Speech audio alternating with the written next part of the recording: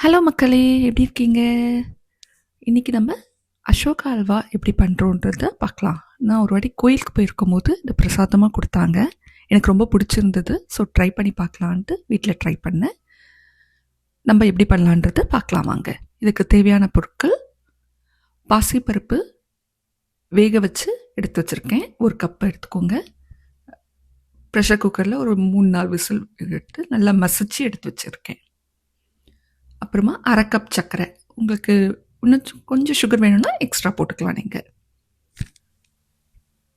அதுக்கப்புறமா முந்திரி, திராட்சை, ஏலக்காய்,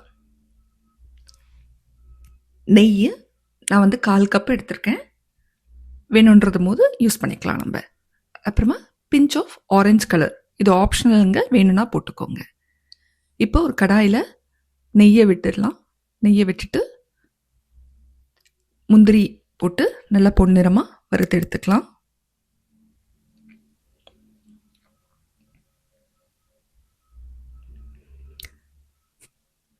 நல்லா முந்திரியை நல்லா பொன்னிறமாக வறுத்து எடுத்துக்கணும். அதுக்கப்புறமா நம்ம திராட்சை சேர்க்கலாம். காஞ்ச திராட்சை அதையும் போட்டு பொன்னிறமாக வறுத்து எடுத்துக்கலாம்.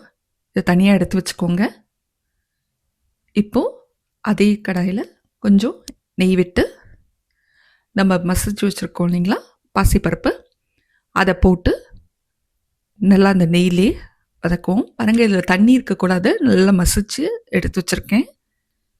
ஒரு 3-4 விசில் விட்டிங்கன்னா குக்கரில் நல்லாயிருக்கும். இப்போ இதை நல்லா மசிச்சு நெய் கூட நல்லா மிக்ஸ் ஆகிற மாதிரி கலந்துக்கலாம். கொஞ்சம் ரொம்ப கட்டியாக இருந்தால் கொஞ்சோண்டு பால் விட்டுக்கோங்க. பட் பார்த்துக்கோங்க, ரொம்ப தண்ணியாக இருந்தால் பால் வேண்டாம், அந்த அல்வா பதம் வராது நம்மளுக்கு. ஸோ நல்லா பால் விட்டு நான் நல்லா மிக்ஸ் பண்ணி விட்டுருக்கேன். பாருங்கள், நல்லா எல்லாமே ஒன்றா கலந்துட்டணும் இந்த பால் பாசிப்பருப்பு. இப்போ பாருங்கள், ஒரு திக் பேஸ்ட் மாதிரி வந்திருக்கு. இப்போ நம்ம சர்க்கரை போட்டுக்கலாம். சர்க்கரை போட்டு அந்த சர்க்கரை அது கூட சேர்ந்து நல்லா மெல்ட் ஆகுங்க. மெல்ட் ஆகி இன்னும் கொஞ்சம் நல்லா இலகுன மாதிரி இருக்கும். இது பண்ணுறதுக்கு ரொம்ப ஈஸியாக இருக்குங்க. ஒரு 10-15 மினிட்ஸில் பண்ணிடலாம். டேஸ்ட் வந்து அவ்வளோ நல்லா இருக்கும். இதை நல்லா பாருங்கள், கட்டி இல்லாமல் நல்லா மசிச்சு மாதிரி அல்வா பதத்துக்கு கிளறிட்டே இருக்கணும். கட்டி இருக்கக்கூடாது. பாருங்கள், நல்லா இதை மசிச்சு விட்ட மாதிரி மிக்ஸ் பண்ணிக்கிட்டே இருக்கணும். இப்போ கொஞ்சம் நெய் விடலாம் நம்ம, ஏன்னா கொஞ்சம் கடாயில் விட்டாமல் வரும். இதுக்கு வந்து உங்களுக்கு நெய் அப்பப்போ விடணும், அப்போ தான் கொஞ்சம் ஒட்டாமல் வரும். நான் வந்து நான்ஸ்டிக்கில் பண்ணலைங்க, நான் வந்து ஸ்டீல் கடாயில் பண்ணியிருக்கேன். ஸோ அதனால் கொஞ்சம் நல்லாவே ஒட்டும் உங்களுக்கு. நம்ம காஞ்ச திராட்சை முந்திரி வறுத்து வச்சுருக்கோம் இல்லைங்களா, அதை போட்டுக்கலாம். அப்புறமா ஏலக்காய் பொடி பண்ணி வச்சுருக்கோம், அதை போட்டுக்கலாம். ஏலக்காய் பொடியோடு இந்த மாதிரி இடித்து போட்டிங்கன்னா உங்களுக்கு நல்லா வாசனையாக இருக்கும்.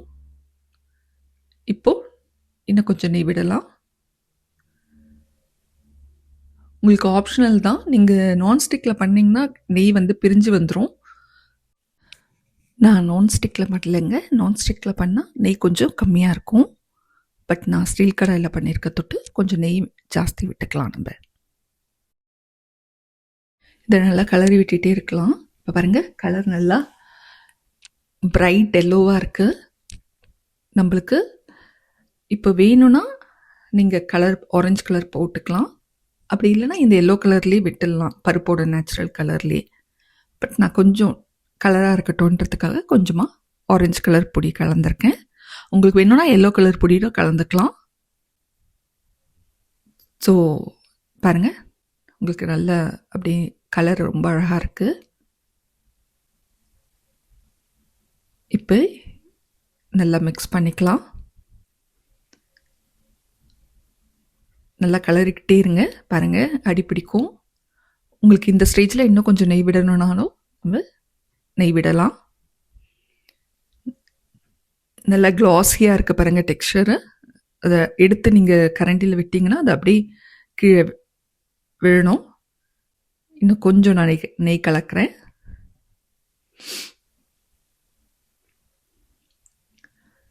பாருங்க, நெய் கலந்து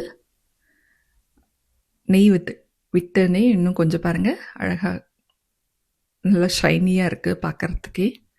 இது ரொம்ப ருசியாக இருக்குங்க. ஹெல்த்தின்னு சொல்ல மாட்டேன், நம்ம சுகர் சேர்த்தோன்னாலே ஹெல்த்தி கிடையாது. பட் பாசிப்பருப்பு இருக்கிற தொட்டு பசங்களுக்கெல்லாம் நல்ல நீங்கள் ஈவினிங் ஸ்நாக்ஸ் மாதிரி இந்த ஸ்வீட்டு கொடுக்கலாங்க. ரொம்ப நல்ல ஹெல்த்தி. அதை தென் சிப்ஸு கொடுக்கறதுக்கு பதிலாக இந்த மாதிரி கொடுத்தீங்கன்னா பசங்க விரும்பி சாப்பிடுவாங்க. இந்த பாருங்க ரொம்ப அழகாக இருக்குது பாருங்க. ஸோ இதை நீங்கள் பிரசாதமாக சாமிக்கு வச்சு பசங்களுக்கு கொடுத்தீங்கன்னா ரொம்ப நல்லாயிருக்கும். நம்ம டெம்பிள் ஸ்டைல் அசோகா அல்வா ரெடியாக இருக்குது. இதை சர்விங் பவுலில் போட்டு நம்ம சர்வ் பண்ணலாம். இங்கே பாருங்கள் எவ்வளோ அழகாக இருக்குது பாருங்கள். நல்லா ருசியாக இருக்குங்க. சாப்பிட்டு பார்த்துட்டு செஞ்சு பார்த்து எனக்கு சொல்லுங்கள்.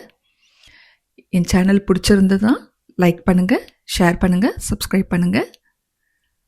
கமெண்ட்டில் எப்படி இருந்துச்சுன்னு சொல்லுங்கள். தேங்க்யூ.